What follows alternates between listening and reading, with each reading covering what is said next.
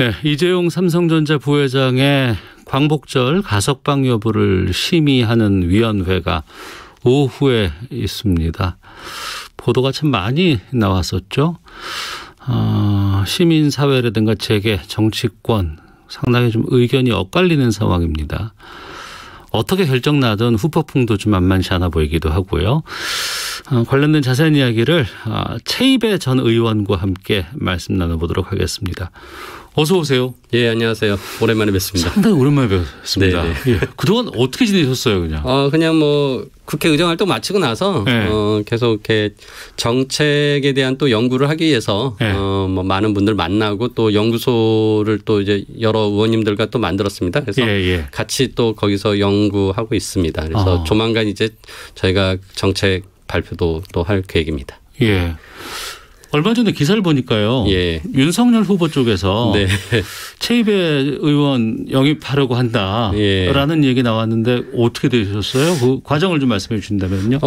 저 혼자의 얘기는 아니었고요. 아까 전에 여러 의원님들과 만든 연구소에 찾아오셨고 그 윤석열 캠프 측근이 뭐 저를 직접 뵌 건 아니고요. 네. 다른 분 의원님 만나 뵙고 가셨는데 뭐 거기에서 아무튼 뭐 같이 해달라 뭐 이런 제안을 하신 것 같아요. 근데 이제 뭐 목요일 날 만나고 가셨는데 갑자기 일요일부터 그게 언론 기사화되고 그래서 좀 언론 플레이를 세게 하시더라고요. 그래서 이제 언론 플레이를 좀 한다. 예. 어떻게 보면 진정으로 영입할 의사가 있었으면 뭐 제대로 제안하고 뭐 개인적으로 만나고 뭐 이랬어야 되는데 뭐 그런 절차도 없이 그렇게 진행하는 거 보면서 굉장히 좀 불쾌했고요.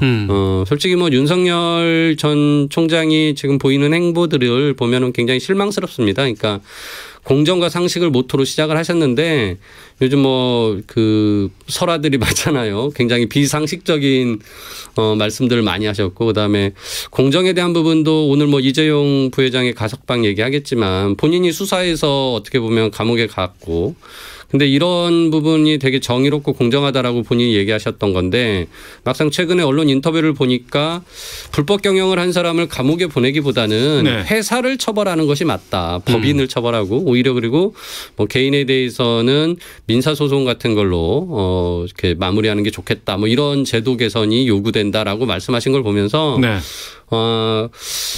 참 저분이 말하는 공정이 제가 생각하는 공정과 많이 다르다는 생각을 했습니다. 그래서 공정과 상식의 좀 부족함 때문에 제가 뭐 그쪽 캠프에 갈 일은 없을 것 같습니다. 네. 본론으로 좀 들어가 볼게요. 네네. 이재용 부회장이 지금 징역 2년 6개월 선고받고 복역 중인 것으로 알고 있습니다. 그렇죠. 어떤 이유 때문에 그런 거죠? 예, 이재용 부회장이 회사 돈을 횡령을 해서 그 돈으로 박근혜, 최순실 두 분에게 뇌물을 줬고 그 뇌물을 준 이유가 자신의 경영권 승계를 강화하기 위해서 그렇게 했다는 거죠. 그래서 대법원에서 최종적으로 불법 행위들이 다 드러나서 지금 감옥에 가 있는 상황이죠. 그런데 가석방심의위원회가 열린다. 네. 왜 이 시점에 이게 열리는 거예요?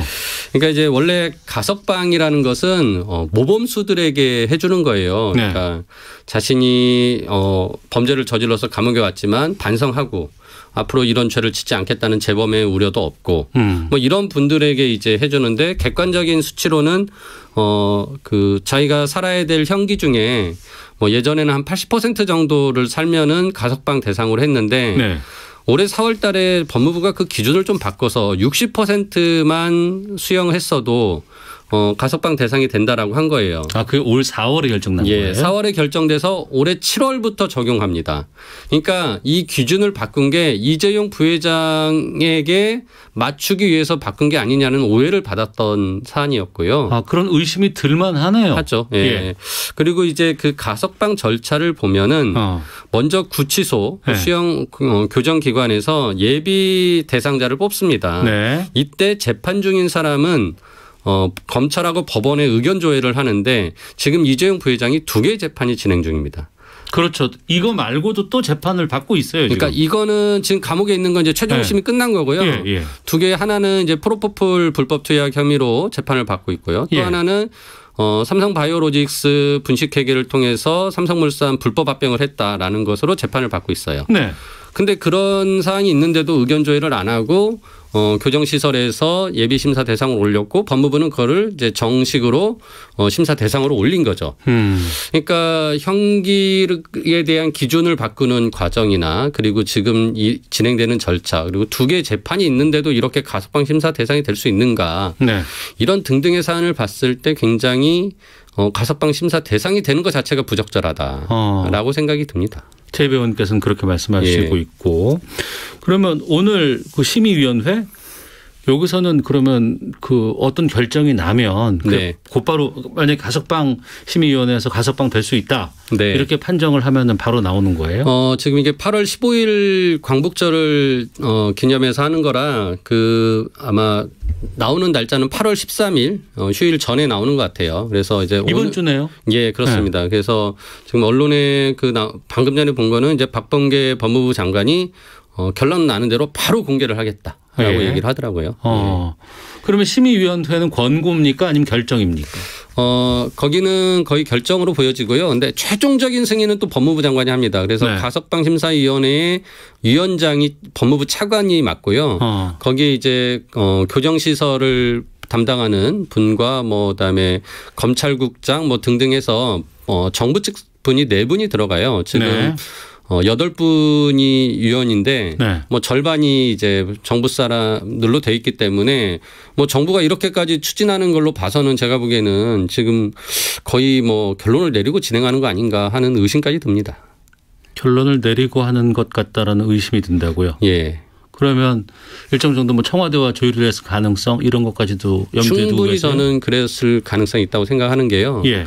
그러니까 이재용 부회장이 어떤 단순한 범죄를 저질러서 간 게 아니라 국정농단 사건이었거든요. 네. 그러니까 박근혜 최순실 씨에게 뇌물을 줘가지고 감옥에 갔고 이분을 원래 사면하라는 어떤 요구들이 있었는데 그 사면은 정치적인 부담이 되니까 제가 보기에는 회피하는 것 같고 네. 형식적인 어떤 공정한 절차를 밟는 것처럼 지금 가석방 절차를 밟고 있어요. 근데 이게 결국은 박근혜 대통령의 사면까지 이어질 여론이거든요. 네. 이런 부분을 법무부 장관이 청와대에다가 얘기하지 않았겠나. 충분히 했을 거다라고 예. 생각을 하고요. 그런 면에서는 정부가 여러 가지 지금 이런 좀 무리수를 두면서까지 뭔가 결론 내리고 가석방을 추진하는 것 같다는 생각입니다. 네. 1000여 개가 넘는 시민단체는 이 가석방에 대한 어떤 조건이나 규정에도 부합하지 않는다. 이런 지금 성명 내고 특혜라고 지금 주장하고 있습니다. 이런 시민단체 주장은 어떻게 보고 계십니까? 그러니까 정황상 진짜 제가 말씀드린 대로 그런 내용들하고 추가로 이 특경가법상의 그 불법 그러니까 배임 횡령을 해가지고 감옥에 간 그 임직원은 그 형이 끝나고 나서도 5년 동안 취업 제한을 해요. 그렇죠. 그래서 네. 이재용 부회장은 지난 2월에 법무부가 취업 대상자로 통보를 했어요. 예, 이미 결정 받았습니다. 예. 근데 이재용 부회장이 지금 여전히 삼성전자의 부회장으로 사업보고서에 이름을 떡하니 올리고 있습니다. 네. 그러니까 지금 특경가법을 또 위반하고 있어요. 이걸 가지고 시민단체가 이미 고발도 했어요. 네. 이런 굉장히 그 안 좋은 상황임에도 불구하고 아까 전에 여러 가지 그 말씀드린 내용과 합쳐서 지금 가석방이 추진되기 때문에 당연히 시민사회단체에서는 불만을 토로할 수밖에 없죠. 특히나 이 정권이 네. 촛불 정권이잖아요. 그러니까 그때 우리가 이 국정농단 사건을 밝혀내고 거기에 같이 연루된 이재용 부회장에 대한 이 가석방을 이렇게 무리하게 추진하는 것에 대해서 목소리를 낼 수밖에 없는 상황인 것 같습니다. 네. 이 가석방 관련해서 최근에 언론 보도가 상당히 많이 쏟아졌어요. 예. 우리 경제에 미칠 영향이 크고 반도체 산업의 중요성들이 있다. 네. 그렇기 때문에 이재용 부회장이 복귀가 필요하다라는 네. 뉘앙스의 보도들이 많이 쏟아져 나왔는데 예. 말씀하신 거 들어보면 이미 법무부에서는 당신은 5년간 일할 자격이 없습니다라고 판정을 내렸잖아요. 법에 따라 그렇게 한 거죠 이미. 예, 그럼 가석방이 된다고 해도 그건 복귀 못하는 거 아닙니까? 그러니까 이제 가석방을 하게 되면은요 원래는 이제 주거지에만 머물게 되고요. 지금 예. 말씀드린 대로 특경가법상 취업 제한도 지금 적용받기 때문에 경영 활동을 하면 안 되는데요. 네. 물론 또 이 부분에 대해서 요청을 할 수가 있어요. 이걸 해제해 달라고. 그러면 이제 법무부 장관이 또 이 부분에 심사해 가지고 네. 가석방의 뭐 그 어떤 그 움직일 수 있는 행동 그 범위를 더 넓혀줄 수도 있고 취업 제한을 좀 풀어줄 수도 있어요. 네. 근데 진짜 경영을 하기 위해서 풀어주는 거라면 또 이제 그런 후속 절차가 법무부 장관이 계속 해야 돼요. 또 다른 특혜로 비춰질 거 아닙니까? 예, 예.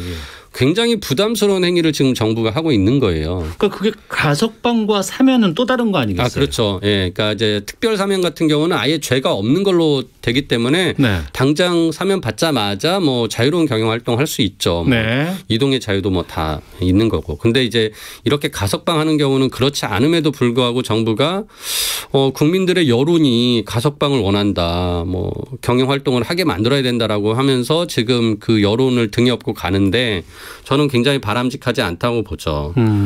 여론을 가지고서 가석방 여부나 이런 범죄에 대한 것을 판단한다면 네. 아니 뭐 성범죄자들에 대해서 풀어주지 말자라고 하는 여론 얼마나 드셉니까? 그러면 그 사람들은 따고 안 풀어줍니까? 아니잖아요. 그러니까 네. 법치라는 것은 그렇게 여론에 등 떠밀려서 하는 게 아니라 진짜 법에 있는 규정대로 아주 만인이 평등하게 해야 되는 거잖아요.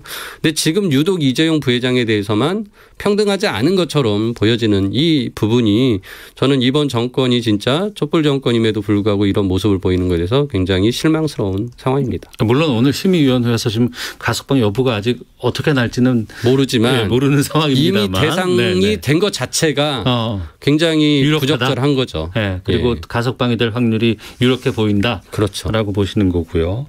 그리고 또 하나 아니 지금 재판이 2개가 또 남아 있지 않습니까? 네. 그럼 가석방이 됐어요. 예. 된다고 치죠. 근데 그 와중에 재판 진행 중인 것들이 유죄가 난다 그러면 다시 또 수감될 수 있는 거 아닌가요? 가석방 바로 무효가 되고요. 특히나 프로포폴 사건을 제가 그 여러 사례들을 찾아보니까 네. 대부분 요즘 법원에서 집행유예를 때리더라고요. 근데 금고 이상의 또 형을 받으면 네. 가석방 효력이 무효가 돼요. 예. 그러니까 저는 이런 측면에서 봤을 때 이재용 부회장의 가석방 심사 대상 자체가 굉장히 앞뒤가 안 맞고 부적절해 보이는데 왜 이렇게 법무부는 무리수를 뒀을까 그런 생각이 드는 거죠. 그럼 왜 무리수를 뒀다고 보세요? 아마 이게 여론 때문에? 네, 의식을 해서 청와대까지 네. 그런 부분을 고려해서 같이 하는 거 아닌가 싶은데요. 예. 그러니까 대통령의 뭐 지지율이 뭐 이렇게 이제 점점 낮아지는 상황에서는 뭐 이런 것도 또 지지율을 올리기 위한 또 국민의 통합의 모습을 보이기 위한 어떤 행보로 비춰질 수 있잖아요. 그래서 네. 그런 정치적인 판단이 들어간 것이 아닌가 싶어요. 그 징역 2년 6개월 선고 받았을 때 네. 그때 뭐 준법 감시위 이런 얘기 나오고 해서 이제 뭐 집행유예로 풀어줄 것이 아니냐라는 그런 전망들 네. 많이 있었습니다. 그런데 이제 그게 이제 받아들여지지는 않았는데 네. 그때 그런 삼성에게 주문했던 사항들 이건 지금 잘 이행되고 있는 건가요? 그러니까 이제 그런 부분이 이제 지배구조 개선이나 이런 것들로 나와야 되는데 솔직히 잘못한 건 알겠는데 니네 네. 제대로 해라 대신에 네. 이거 하면 우리가 좀 정상 참작해 줄게라고 법정에서도 계속 얘기를 했었잖아요. 네. 근데 이제 거기서 준법감시위원회 그런 활동들이 별로 효력이 없다라는 것으로 인정해서 결국은 유죄 판결 받고 구속 수감 됐는데 네. 이미 그런 것 때문에 굉장히 형량을 낮게 받았어요 이미. 네. 제가 보기엔 그렇게 판단이 되고요. 그리고 이 지배구조 개선이 굉장히 장기적인 과제입니다. 그런데 이런 부분들이 오히려 지금 삼성이 이재용 부회장을 가석방시키거나 사면시키기 위해서 너무 여기에 많은 에너지를 쓰고 있어요. 네. 이거 자체가 제가 보기엔 지배구조 개선이 안 되고 있는 거죠. 그러니까 국민들에게 겉으로는 지배구조 개선한다고 했지만 안 네. 하고 있는 모습이고요. 네. 이재용 부회장이 한 명이 없어서 아무런 의사결정을 못한다.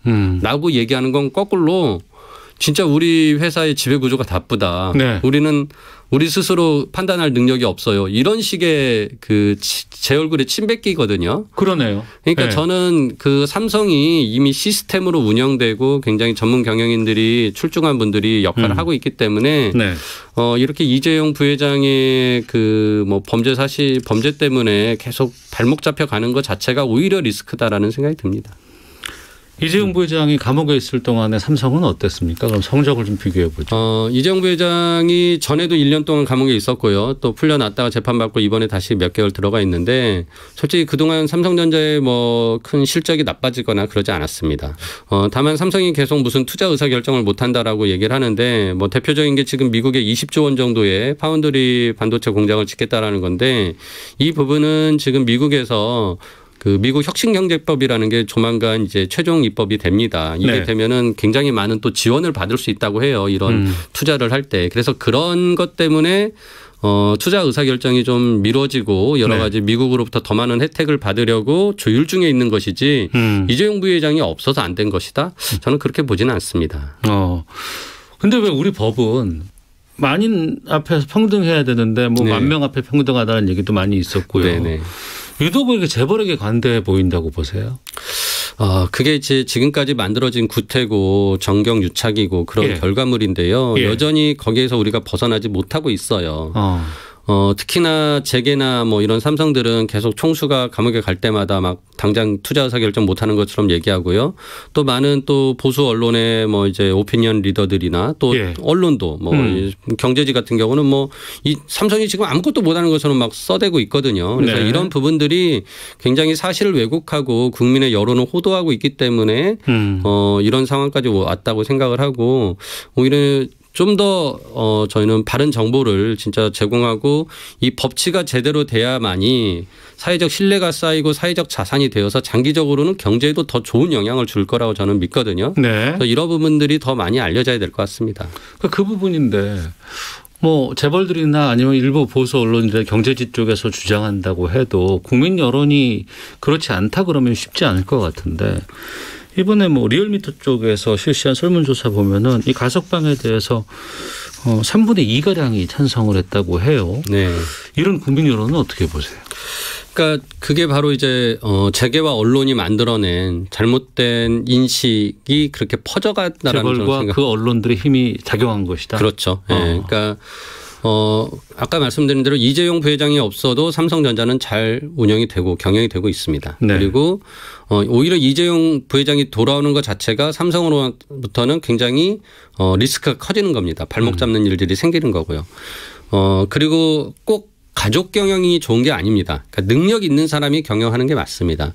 근데 마치 이병철 선대회장과 이건희 전 회장의 자녀이기 때문에 경영 능력이 있다. 이거는 말이 안 되는 거거든요. 네. 지금 21세기의 왕조의 어떤 사고방식을 가지고 있는 건데 그런 것들을 계속 만들어낸 거죠. 그래서 저는 이런 부분들로 인해서 우리 국민들이 좀 오해를 하고 계시고 오히려 진짜 유능한 사람이 그게 꼭 총수 일가건 아니건 간에 상관없이 전문 경영이어도 충분히 경영을 잘할 수 있다라는 그런 경제의 실질적인 현상들을 좀 더 이해를 하셨으면 좋겠습니다. 네.